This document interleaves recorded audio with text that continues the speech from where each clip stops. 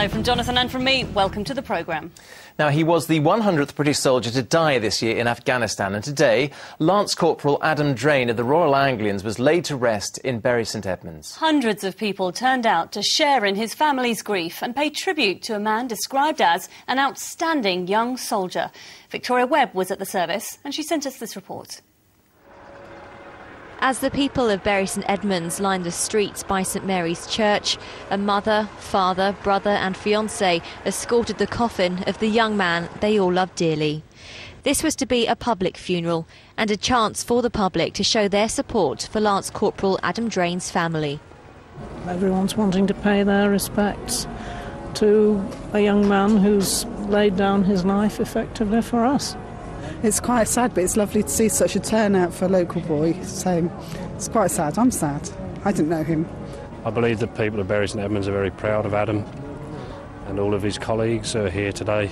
They're very sombre and feeling for the family. It's a very sad time of year. The uncle of Adam's fiancée, a Royal Anglian himself, spoke of the family's grief. Adam died doing the job he so dearly loved, and the family will always be so proud of not only Adam but his comrades too. More than 700 people attended today's service, among them Corporal Drane's comrades. Some of them had been injured in this current tour. Hundreds of people have lined the streets here today to pay their respects to a young man from Stanningfield near Bury St Edmunds who was well known and respected across the battalion and who had a bright future ahead of him. With so many people wishing to pay their respects, the service was relayed to the crowd outside the Athenaeum. How proud we here, the people of Suffolk, indeed the people of this country, are of your son.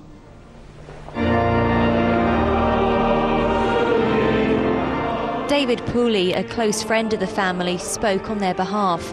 He told the congregation how 23-year-old Corporal Drane was a music lover, a keen skateboarder and boxer who became a member of the 1st Battalion of the Royal Anglians in 2007 and just 2 weeks later joined them on tour in Afghanistan. None of us will ever forget Adam or the 7th of December 2009 and the ultimate sacrifice that he made on that day. Adam, thank you for being a big part of our lives. You're a special person and we're going to miss you. Corporal Drane was shot at a checkpoint in Helmand Province on the 7th of December. He was the 100th British soldier to be killed in Afghanistan this year. Adam always had a joke for people and always tried to keep a smile on his face. He was a very professional soldier and he certainly had a bright future ahead of him in our regiment. After the service, Corporal Drane's family and close friends left for a private burial in his home village of Stanningfield. A final farewell just 2 days before Christmas. Victoria Webb, Anglia News, Bury St Edmunds. A funeral there of Lance Corporal Adam Drane. Now, in other news, police have confirmed that a body pulled from a lake in Northamptonshire yesterday was that of Philip Surridge. Mr Surridge was 42 and came from Corby. Police were today still looking for his friend Paul Litchfield at Brightwell Lake in Ringsted. It's believed the pair had gone into the water to save a dog that had fallen through the ice. National Grid says it cannot guarantee that everyone in the Bedfordshire village left without gas will have their supply back on for Christmas. About 1,000 homes in Caddington have had their supply restored after a burst water pipe damaged the gas main at the weekend. But 200 more are still waiting to be connected. The company says frozen water in the gas pipes is hindering work. There's been more disruption on the travel front today, but it's not all been down to snow and ice. Most of the weather-related problems have been on minor roads throughout the day, but this afternoon the M1 northbound has started to suffer because of heavy holiday traffic. We've also seen the A14 closed at Nacton near Ipswich because of a jackknifed lorry. The airports at Stansted and Luton have run fairly well, pardon me, but one family are furious after their flight to Lapland was cancelled for operational reasons. We arrived on time at 6 o'clock in the morning and there was a confusion as to whether the plane was supposed to be there or where it was. But anyway, finally, after about an hour and a half, we got on the plane. And once we're on the plane, nothing happened. There was no information. We were left there waiting for hours and hours and hours. And my children and all the families that were on the plane were incredibly disappointed when after 4.5 hours they announced that the flight had been cancelled. Amy Winehouse has been charged with assault following an incident at Milton Keynes Theatre on Saturday. The singer is alleged to have lashed out at a manager there after disrupting a performance of Cinderella. She voluntarily attended Milton Keynes Police Station this afternoon and will appear before magistrates in the town on the 20th of January. Next, why the father of a young man who died after a party at Michael Barrymore's home is giving up his campaign to see someone brought to court. Police have never found out exactly how Stuart Lubbock died. His father, Terry, has been speaking to our correspondent, Emma Baker. You just can't get it out of your mind. You go to bed, you go to sleep, the whole thing is buzzing in your mind all the time. It's been a long and painful journey. But today, Terry Lubbock finally decided to give up the fight to get justice for his son. March next year will be the 9th year since Stuart was killed, and it's having a drastic effect on my health. I really do feel now is the time to stop my campaign. Stuart Lubbock died in 2001 after a party at Michael Barrymore's home near Harlow in Essex. He was found floating in a swimming pool. Despite 2 police inquiries, Mr Lubbock's death has never been explained. Today, Essex Police said their investigation will go on.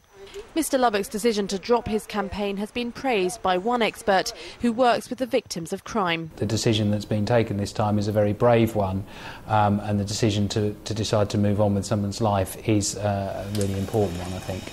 Although Terry will no longer be actively campaigning, he hasn't abandoned all hope that someone, someday, will shed light on what happened to his son. Emma Baker, Anglia News, Harlow in Essex. It's just coming up to 9 minutes past 6. You're watching at Anglia tonight. Do stay with us this evening. Much more news on the way, including the return of the Formula One of Michael Schumacher. As the big freeze continues, more news now from your part of the region. And a man's been arrested on suspicion of murder after a body was discovered in rural Suffolk. Police have spent the day searching land near Framlingham, where the body of Jariz Baklaslovs, a 43-year-old Latvian man, was found yesterday lunchtime. Martin Stew has been following this story for us. This picturesque country lane near Framlingham, Suffolk, is the scene of a gruesome discovery. Yesterday lunchtime, the beaten body of 43-year-old Jariz Baklaslovs, a Latvian man who'd been staying in Ipswich, was discovered by a walker. Just a couple of 100 metres up the track, police officers are still searching the scene where the man's body was found. A post-mortem examination found he died as a result of a serious assault, but exactly which injuries killed him can't be determined until further tests are carried out. The incident has left those who live near shaken.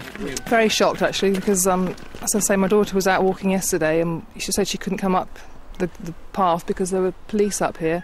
Came back early and we just found out there's been a murder. That's not the sort of thing you expect at all in Framlingham.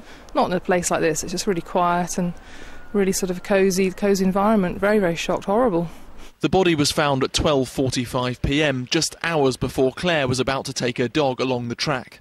I wouldn't have really known what to have done because it's quite exposed around these bits, so yeah, just shocked. It's quite scary. Police have also searched a property in Ipswich. A 36-year-old man from the town has been arrested on suspicion of murder. Martin Stew, Anglia News, Framlingham. Police investigating the rape of a 21-year-old woman in Southend have released an e-fit of her attacker. He was wearing a padded jacket, light blue jeans and trainers. The rape happened on the 13th of December at about 6:30 in the morning in Royal Artillery Way. Thieves made off with 3 cars in Essex this morning after their owners left them unattended and running outside of their homes to warm up. Police believe the thefts in Chelmsford and Ingatstone were planned and linked and have warned motorists to beware. A parish council in Norfolk, which has adopted its village phone box, has discovered it will cost more than £200 a year to light it. BT allowed the council at Bramerton to adopt it for £1. Now, councillors have discovered that EDF Energy will charge £200 a year or double to have it cut off. It's one tiny light bulb. I mean, if this is the cost of supplying a light bulb, heaven knows what energy costs are going to rise to. It seems to be totally ridiculous. Many